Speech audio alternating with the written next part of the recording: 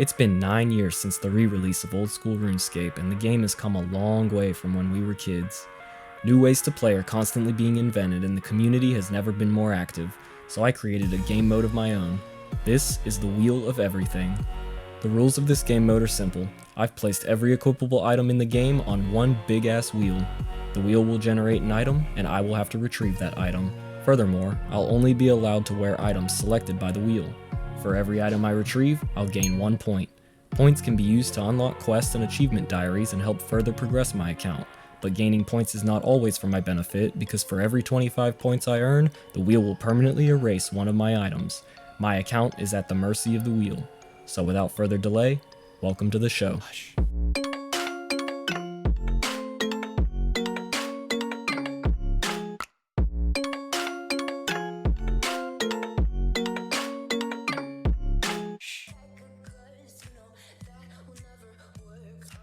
Oh, f me. Oh, you piece of fucking shit. God damn it. Son of a bitch. F my ass. Fucking bird. Fucking La Rupia. After a traumatizing hunter grind that I'm pretty sure is giving me PTSD, we finally managed to make the La Rupia hat and complete our challenge for our 7th point on the account. Next up, the wheel selected the strong rabbit foot, which automatically unlocked Eagle's Peak for us and gave us a free quest point. These are the items we've gathered so far, and these are the items we're currently after. 2 of our current challenges are locked behind quests, so right now our goal is the tackle box. Now I know what you're thinking, but that's not an equipable item, dude. I know I said every equipable item is on the wheel, but I never said every item on the wheel is equipable. I've also included boss uniques like Malediction and Odium Shards, Bludgeon Pieces, and the Temperos' tackle box and fish barrel. In fact, most boss uniques are on the wheel regardless of whether they're equipable or not, so don't worry about it. You know, I never really tried Temperos until the Trailblazer League, but I have to say, I much prefer this over normal fishing. Something about this is just so peaceful. You've got your flappy fish having a fucking seizure over here that you just have to catch because they're so much better.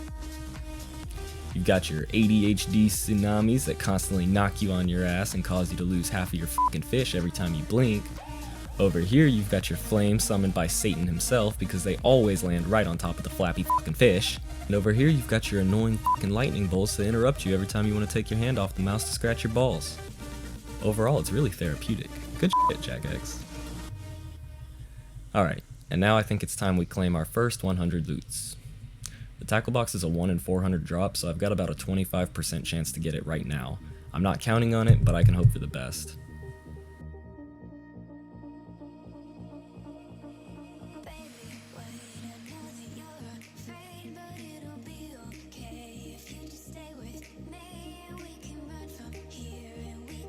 Ooh, a fish barrel. That's not the item we were going for, but I'll take it.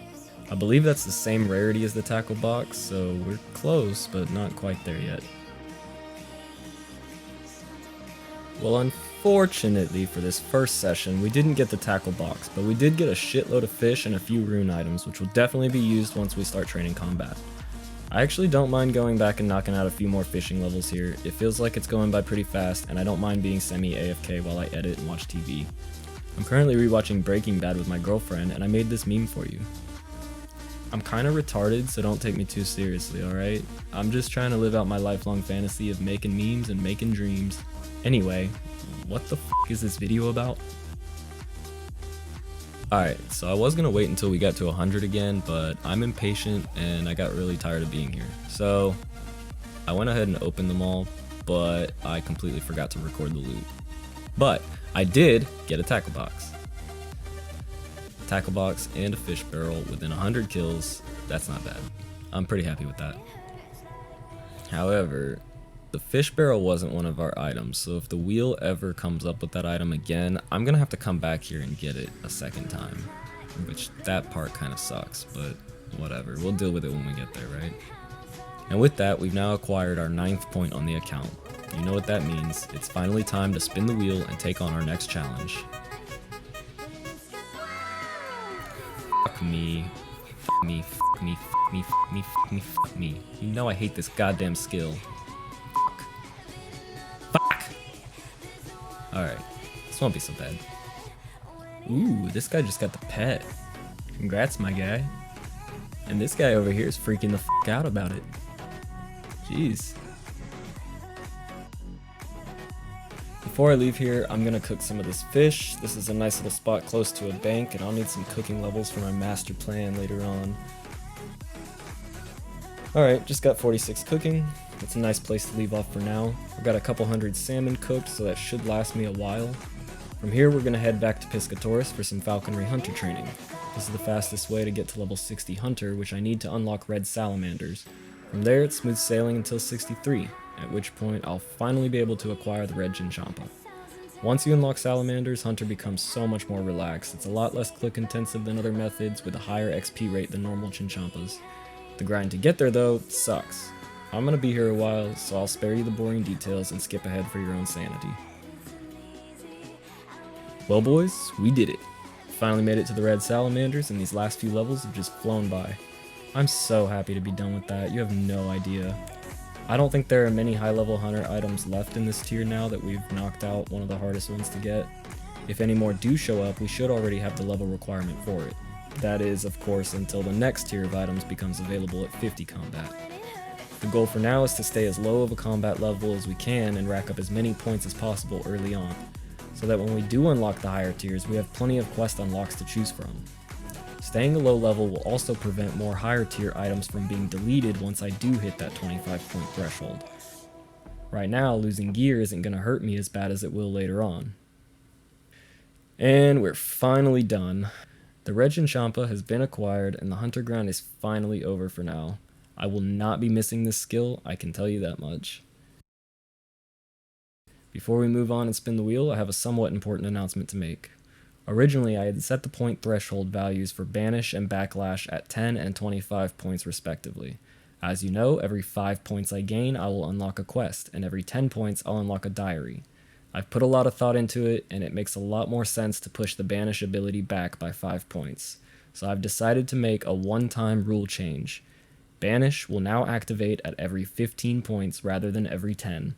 Every 10 tasks just feels a little too quick for banishing, and I want to be able to rack up a few quest unlocks in between banishing so that by the time we're forced to complete all the banished tasks, we'll have enough quest unlocks to be able to do it. That also means banished items will be locked out for a longer time period. Overall, I think this is a good change, and it's the only alteration to the rules that I'm going to be making. The only reason I'm changing the rules now is because we're still very early in the account, and it hasn't affected us yet. And that's it. Hopefully this isn't a deal breaker for you. Oh, fuck that guy, man. He fucking lied to us. You can't just change the rules. I'm sorry, alright? A new game mode doesn't just pop up overnight without a few minor changes, so just deal with it. Anyway, moving on. We've just acquired our 10th point on the account. That means we now have an available quest unlock, as well as our first diary unlock. Banishing is going to be pushed back to give us a little more time to develop our account. So with that said, let's cross our fingers and spin the wheel.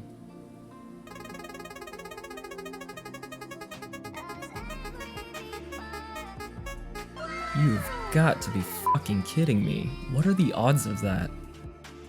I swear there aren't that many wearable items from Hunter and I just can't stop rolling them.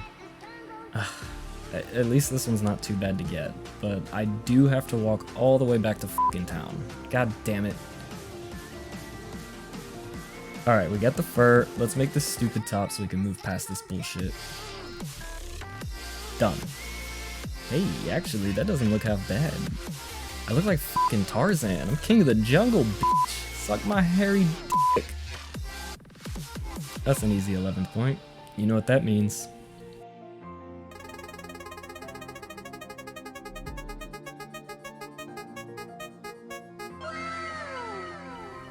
Alright, so the Kandarin variant of the Steel Full Helm is super easy to get. It basically has no requirements other than 16 construction and 38 crafting, and I'm already 37, so this would be a piece of cake. First things first, we need to buy a house. Finally, we can retire the jungle and live like a real king. I'm gonna get some super fast construction levels before you can say supercalifragilisticexpialidocious. See? We're done. Up next is to change my family crest to Kandarin. You can do this by talking to Serenity up in the White Knight Castle and paying him 5k GP. And I actually didn't know this at the time of making the list, but certain crests are locked behind high level quests and a hefty 70 prayer requirement, so a couple of the heraldic shields and helmets have been relocated to a higher tier. Bro, I have not done this random event since I was a kid. Let's go. What the f***? 5 emeralds? That's sick. Thanks, troll bro. Alright, we've got our helmet. We've got our helmet stand. Let's make this bad boy. Ah, fuck me. I forgot the fucking crafting level. And 38 crafting. Done. Let's make the walk of shame back to our house and try this again.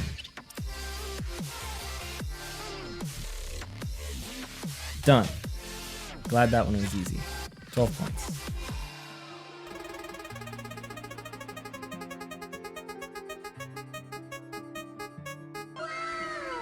Blue boots. Oh my god. We are just flying through these tasks now. This episode is all about progress, baby, and we're racking up hella points. For blue boots, all we have to do is hitchhike from the fishing trawler all the way past Ardoin to the north and wander into a homeless guy's tree. From there, we head upstairs, and my boy Gnomesworth will be up there with a whole collection of Jordans, whatever color you want.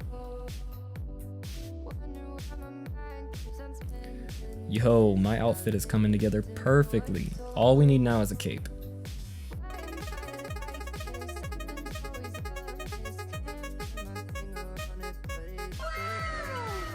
What the f***? Ask and you shall receive. Praise the wheel. Alright, so this one's a little bit tricky. To get this cape, you need to trade this cape seller up here by the mages. However, he hardly ever wanders outside this range, and if I go over there, all those mages are gonna butt f*** me. So I'm gonna hop around for a little bit and see if maybe someone has them all aggroed and I can run in real quick. Aw man, I wish that guy was a little bit closer. Oh, gotta be quicker than that. Woohoo!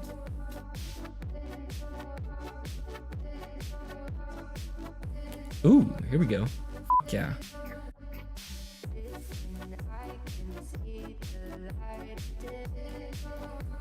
Get it, get it, get it, get it. Yee, alright, we're fucking out of there. That's our 14th point on the account.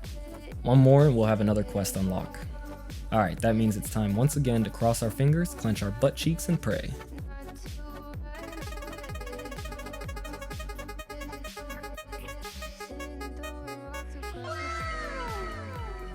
Pyromancer robe. Wow. I believe those are the bottoms, but this is our first set item. That means we must now acquire all 4 main pieces of the Pyromancer set. Each piece is about a 1 in 150 chance per roll from Wintertide reward crates. I've seen people go pretty dry on this set, and I think even on one of my accounts it's taken well over 100 completions, so this one should be an interesting challenge. Before we can get there though, we're gonna need 50 fire making. Right now my best option is wrecking these willow trees with my steel axe and burning their corpses. I'm gonna do this until level 50. Well, after several hours of genocide, we finally finished up and we were ready to make snow angels. I somehow forgot to record my first 10 crates, but I already got the pyro top and the hood by my 11th crate. Fucking rigged game, right?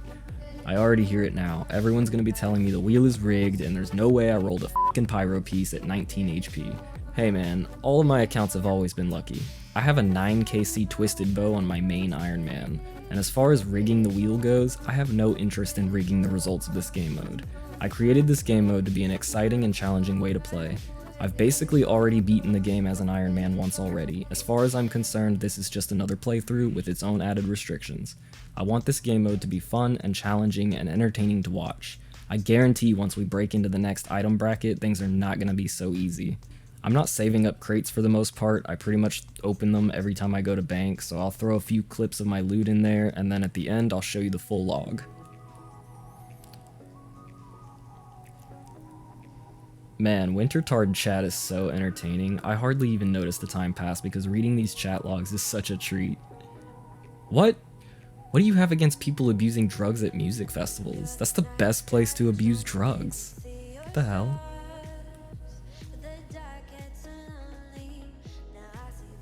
Okay guys, take a chill pill. Stop being so horny.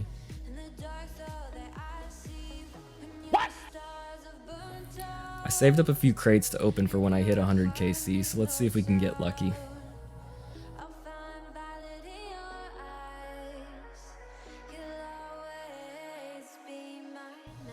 Never lucky.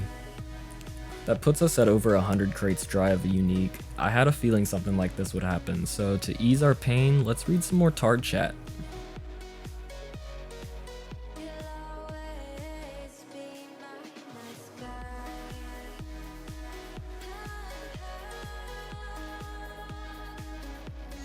Shout out to these loyal subscribers. If you're watching this, now you have to share this video with all of your friends and family because you're in it.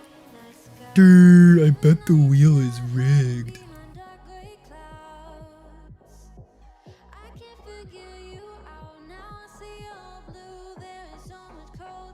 Alright, we're just wrapping up 80 fire making, and I think that's a good place to take a break. And that's the beauty of this game mode. When I start getting burnt out on a challenge, I can leave it and work towards something else. So for now, I think my best move is to finally use our available quest unlock and complete Priest in Peril. Completing this quest will give me access to Mauritania, an entire continent full of Slayer gear, cosmetic outfits, raids gear, and vampire weaponry. Step 1, we have to begin the quest in Varrock. Then we have to run all the way up here, and this mysterious voice is going to tell us to murder a dog. For some reason, our character has zero morals and happily agrees to kill someone's dog. Now this isn't just some everyday run-of-the-mill dog, this is a goddamn sacred temple guardian. You can only use melee and range to kill him, and his health regenerates faster than normal, so flinching isn't an option. I'm gonna have to stand in this safe spot and trade hits the entire kill.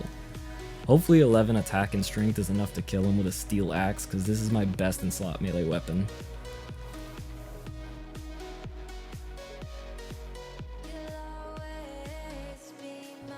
It's gonna be close, but I think we got this, boys. Believe in yourself. Love yourself. Accept yourself. Love yourself. Accept yourself. Come on, die. Just die. Just die, bro.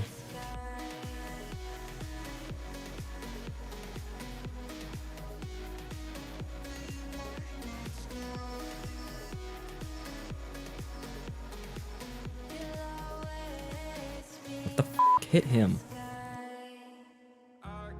Jesus Christ, you know what? I'm gonna hit him with the quick prayers, he'll never see it coming.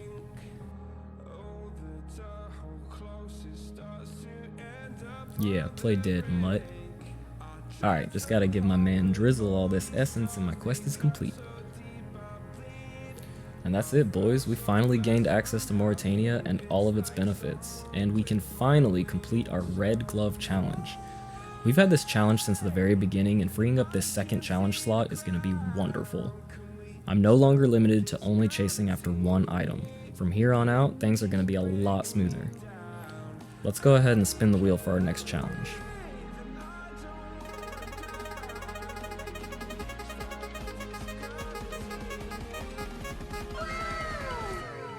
Mithril Claws, excellent. I'm getting very lucky on these rolls, the wheel's been pretty kind to me so far. Completing this challenge also puts us at 15 points and grants us a new quest unlock. Now probably the smart thing to do would be to use that unlock to work towards unlocking Dragon Slayer, which requires 34 quest points to start. I'm thinking it's going to take us around 8 quest unlocks to get to 34, meaning we're going to have to complete a whopping 40 challenges before we're even eligible to start the quest. Now, as we've reached our 15-point milestone, it's finally time for the wheel's first ability. Banish has been activated, and now we have to choose one challenge to send to the graveyard, where it will stay there for the next 30 challenges. Ideally, I would want to banish the Steel Full Helm and free up a challenge slot. However, once I reach the 45-point milestone, I'm going to be forced to complete all 3 Banish challenges. I'm not going to have enough quest points by the time that milestone comes around. So if I banish the Steel Full Helm, I'll effectively be locking myself out of completing that challenge, and locking myself out is not an option. I created the Banish ability as a way to be forced into strategizing and to be punished by having to potentially chase after multiple difficult items. So far, Banish is working exactly as intended. If I instead banish the Mithril Claws, then when I do have to resurrect my graveyard, I'll have an easy item to unlock. So that's what I'm gonna do. I want to finish Wintertodt while my account is still fresh and my HP is low, so that definitely needs to be one of my first goals. So with Myth Claws heading to the graveyard, we're now ready to spin the wheel for a new challenge.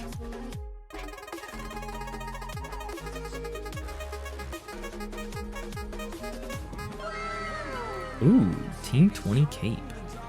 I love these Wilderness Cape challenges because there's so many different varieties and they're basically free points.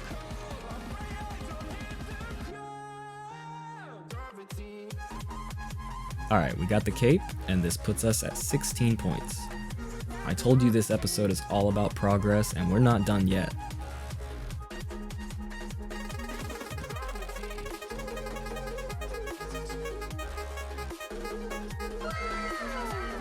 Hell yeah, Iron Axe. Easy unlock. We just gotta head down to Lumbridge and talk to my boy Bob. Jesus Christ, 56 coins? You're ripping me off here, Bob. Alright, that was our 17th point, and we're ready to spin the wheel.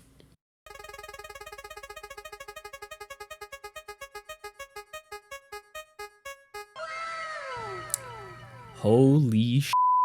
There's no way. Okay, now you guys are really gonna call me a cheater. Unlocking the dueling ring means that we've permanently unlocked all versions of the ring. I will forever have unlimited teleports to the Duel Arena, Castle Wars, and Ferox Enclave, where I'll be restoring my stats a lot. I'm speechless. This is amazing. Remember that master plan I mentioned earlier? I know I should be using my quest unlocks to go after quest points, but I have a slightly better idea. In order to make a dueling ring, I need 40 smithing to smelt gold bars. Rather than mining and smelting bronze bars for hours on end, I'm gonna complete Knight's Sword. Completing Knight's Sword only requires 10 mining and it'll put me close to 30 smithing. From there, I can mine and smelt iron ore right there in Falador for 40 smithing and make a dueling ring. I was literally already on my way to accessing the dueling ring and it popped up on the fucking wheel. Insanity. Alright, the hardest part of this quest is making a red berry pie. So first we need to pick up a few of these berries because you always burn at least one. This is the other reason I wanted some cooking levels early on. Ooh, Molly. I haven't done this in forever. Why not? Alright, come here.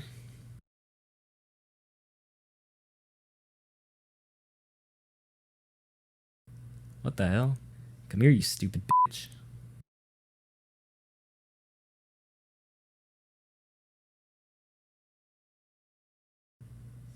Oh, f*** off.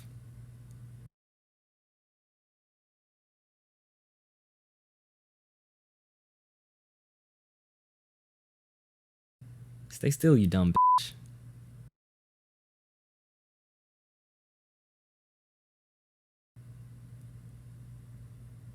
Alright, Molly, take your fucking sister and get the hell out of here. Never again. Alright, next we need some flour, so we're just gonna grab some wheat here. And actually, this is a perfect time to grab some impling jars. Now that I'm 63 hunter, I can catch implings up to nature, and some of them have pretty decent loot. Alright, we collected about 30 jars and unlocked the superior butterfly net. I'm just gonna stick a few in my bank for now. They're gonna come in handy when I start hunting higher level imps. While we're here, we might as well complete this beginner clue step. Now, trigger warning. This might make some of you angry, but for this game mode, we are allowed to wear items that we have not unlocked only if it's to complete a clue step or if it's required to complete a quest. As far as I'm concerned, unlocking a quest means that quest is completed and unlocked by any means necessary. Ideally, I wouldn't have to do the quest at all. It would just be unlocked freely and I'd reap the rewards, but unfortunately, I have to complete every quest myself. I'm not going to further hinder myself with silly limitations. If a clue step requires an item and I have that item, I'll be able to wear it only for that step and the item must immediately be removed after.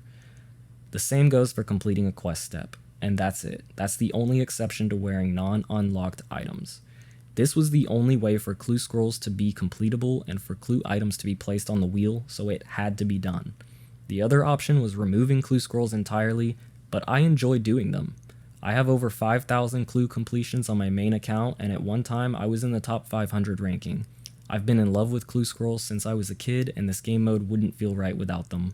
In a game mode all about gambling for items, removing one of the biggest gambling aspects of the game just felt so wrong. So clues are staying, and that's that. Will the big wheel complete his quest? Will he achieve his most powerful item, the Ring of Dueling? Or will he fail miserably and die alone? Find out next time on the Wheel of Everything.